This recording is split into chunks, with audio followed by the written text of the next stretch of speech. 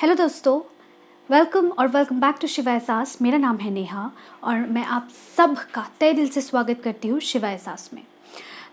आज का जो सैटरडे का जो वीडियो है, मैंने सोचा है कि सैटरडेज़ को मैं मैनिफेस्टेशन सक्सेस स्टोरीज़ सैटरडेज़ रखने वाली हूँ क्योंकि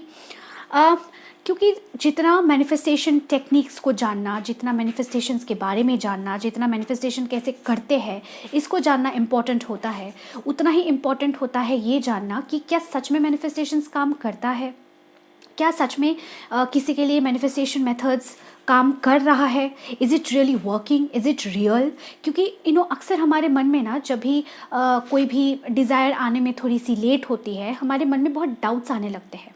और तभी जब हम मैनिफेस्टेशन सक्सेस स्टोरीज सुनते हैं या फिर पढ़ते हैं, तो हमारे मन में ना वो जो फेथ है, जो वो बिलीफ है, वो बरकरार रहता है। एंड बिलीव मी गाइज, जब मैनिफेस्टेशन पे आप बस गिव अप कर ही देते हो ना, उसी वक्त वही वाला जो टाइम होता है ना, वही अहम टाइम होता है। जबकि अगर आपने थोड़ा सा और बिलीव किया होता, थोड़ा सा और फेथ दिखाया होता ना, तो वो डिज़ायर ज़रूर आपके पास आ गया होता। जब हम गिव अप कर देते हैं, उसी वक्त सबसे ज़्यादा होप, सबसे ज़्यादा बिलीव की ज़रूरत होती है। और ये बिलीव तभी हमें मिल पाता है जब हम मैनिफेस्टेशन सक्सेस स्टोरीज सुनते हैं, जानते हैं, पढ़ते हैं। मैंने डिसाइड किया है अब से Saturdays will be dedicated to success stories. ये जो पहला सक्सेस स्टोरी है, ये the secret, how the secret changed my life, इस बुक से है। And it is a wonderful success story, it is a beautiful success story. वाला success story पढ़ के ना, I somehow resonated so much, it just touched my heart. क्योंकि जिनके पास pets होगा, जिनके पास घर में पेट्स है, उन्हीं को समझ में आएगा कि पेट्स जो होता है ना, they mean the world to you, ठीक है। और फिर एक पेट को खो देना आउट ऑफ नो वेयर, वो पेट अगर चला जाता है, यू फील सो हेल्पलेस। और वो पेट अगर महीनों तक आपके घर वापस नहीं आता है कुछ भी करके, there is no other way but to give up hope. लेकिन उस वक्त भी कैसे miraculously law of attraction and universe आपके लिए काम कर रहा होता है, सिर्फ और सिर्फ आपके वाइब्रेशंस के लिए, सिर्फ और सिर्फ आपके थॉट्स के लिए, आपके बिलीफ के लिए। चलिए पढ़ते हैं। ये जो स्टोरी है, ये इंग्लिश में है, मैं इसको हिंदी में ट्रांसलेट करके आपको सुनाती हूँ। ये जो स्टोरी है, ये एक फादर की है, ठीक है। एक फादर ने लिखा है, तो उनका नाम तो यहाँ पे मेंशन किया हुआ नहीं है, लेकिन वो कहते हैं कि मेरी 21 साल की बेटी और उसका पपी, जिसका नाम है पोपाई, और वो पोपाई था 4 साल का एक मेल पग।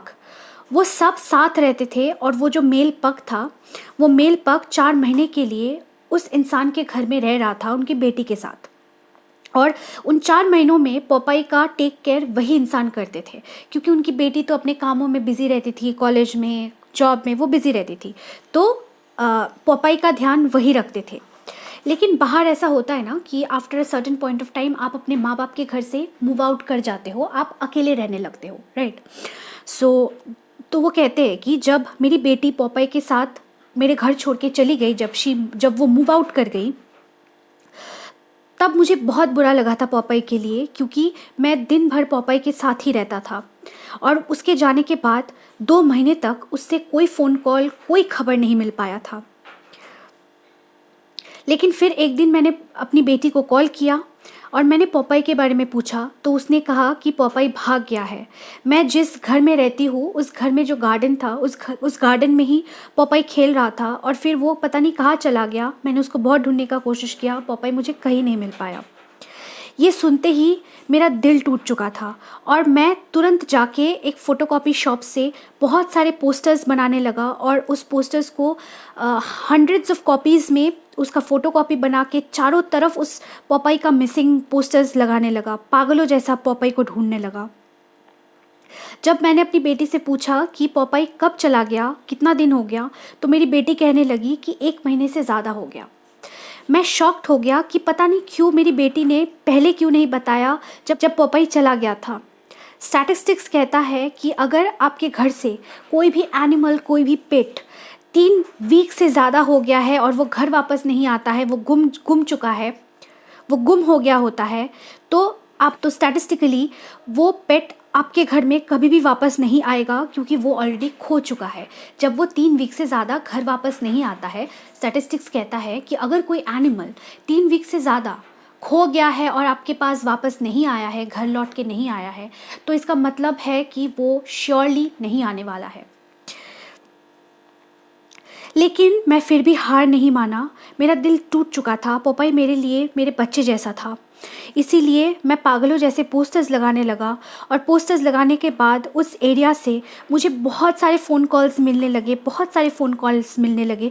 और जब भी कोई भी फ़ोन कॉल मिलता था, कोई भी मुझे बुलाता था, मैं तुरंत भाग के जाता था, लेकिन कभी भी मुझे वो पोपाई नहीं मिलता था।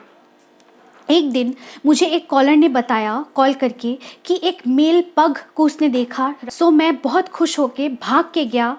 मुझे लगा कि वो मेरा पोपाई है, लेकिन जाते ही मैंने देखा कि वो मेरा पोपाई नहीं था। जैसे जैसे टाइम बीतता गया, मैं वैसे वैसे पोस्टर्स बहुत ज़्यादा लगाने लगा, लेकिन फ़ोन कॉल्स उतने ही कम आने लगे। मैं उतना ही पागलों जैसा पोपाई को ढूंढने लगा।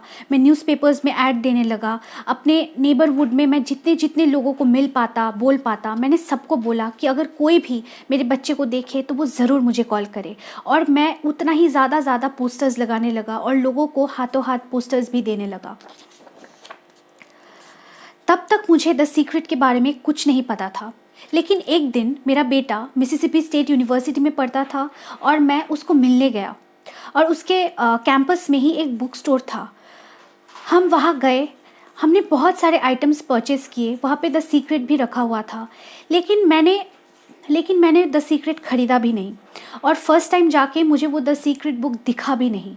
लेकिन सेम डे पे मेरे बेटे को कुछ और भी चाहिए था स्टेशनरी से। सो हम लोग फिर से उस स्टोर पे वापस गए, और जब हम लोग चेकआउट कर ही रहे थे, चेकआउट पे जब वो लाइन होता है, वो उस लाइन पे खड़े थे चेकआउट करने के लिए, तब साइड में ही उनको द सीक्रेट का वो बुक दिखा। उनको पता नहीं था कि ये द सीक्रेट बुक है क्या, लेकिन उसको जो वो कवर है ना द सीक्रेट का, उनको बहुत आकर्षित किया और उन्होंने वो ख़रीद लिया।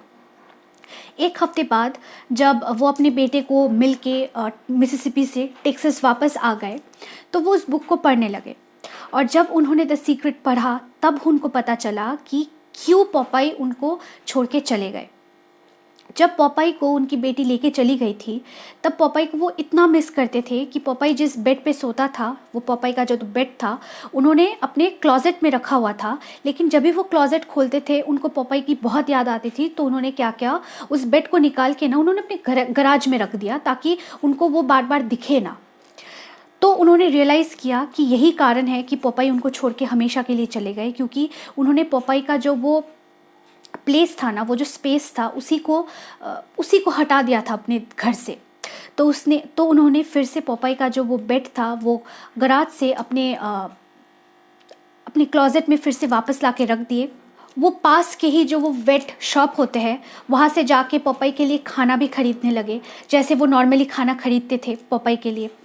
उन्होंने तब भी पोस्टर्स लगाना जारी रखा। वो पोस्टर्स सबको देते थे, लेकिन जब भी वो किसी को पोस्टर्स देते थे, वो हमेशा दिल से ग्रैटिट्यूड करते थे, दिल से हमेशा थैंक यू बोलते थे कि वो कितने खुश है इस पोस्टर्स की वजह से। उनको पोपाई के लिए कॉल आया और पोपाई घर वापस आ गया। वो बहुत खुश होके, वो बहुत होपफुल होके वो पोस्टर्स ग्रेटफुली लोगों को देते थे और लगाते थे। वो बिलीव करते थे कि पोपाई ज़रूर घर वापस आएगा, और वो हमेशा रोते थे पोपाई का वो बेड देख के। और लेकिन वो आंसू खुशी का होता था, ग्रेटफुलनेस का होता था कि he was feeling so grateful कि पोपाई फिर से घर वापस आ गया। कुछ वीक्स और बीतते गए और कोई फ़ोन कॉल्स नहीं आया, लेकिन उन्होंने अपना फेथ नहीं खोया, उनका बिलीफ उन्होंने नहीं खोने दिया। उनको पता था कि पोपाई एक ना एक दिन ज़रूर उनके पास वापस आएगा।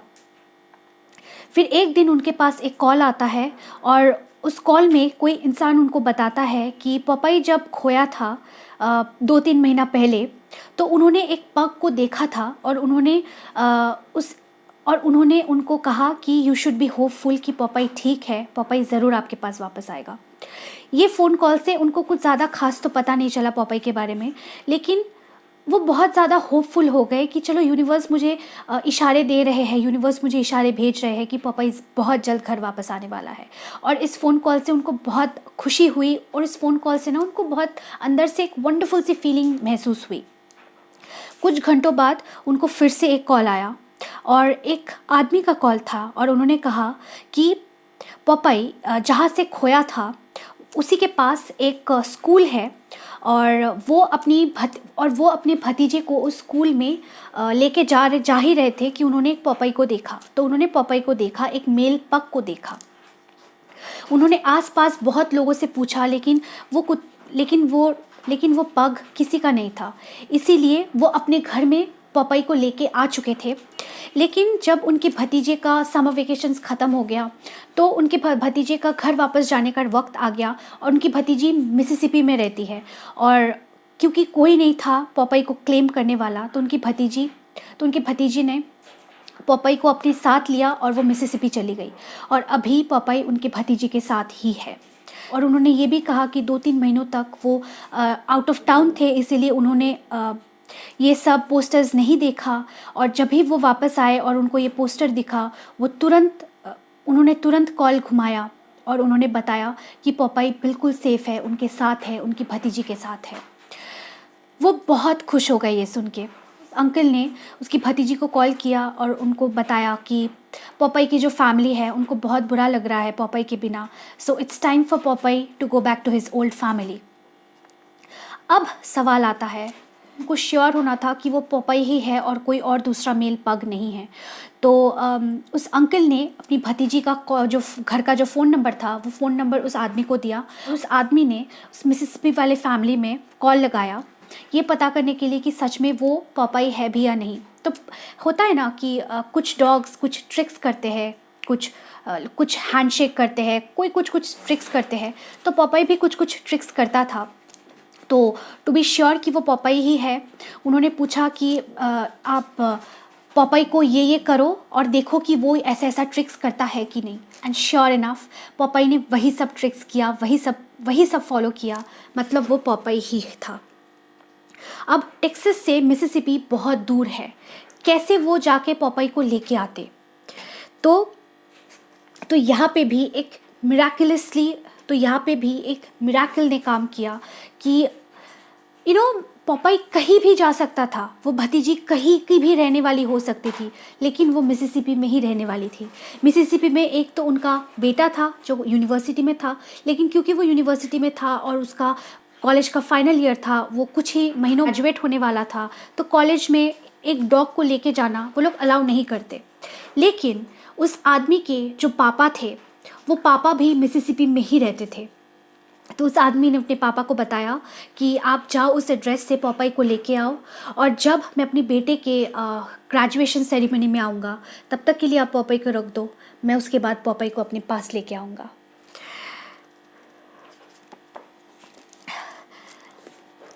So guys, how wonderful is this story.